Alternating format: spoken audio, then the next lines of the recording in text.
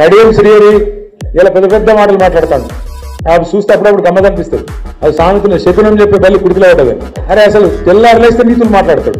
ఏదో పెద్ద పెద్ద నీతివంతమైన మాటలు. ఆయన ఒక్కడే మేధావి, ప్రపంచంలో లేడీ ఎవరికి తెలియలేదు, ఈయనకేమున్నది అన్నట్టు పోగులు కొడతాడు.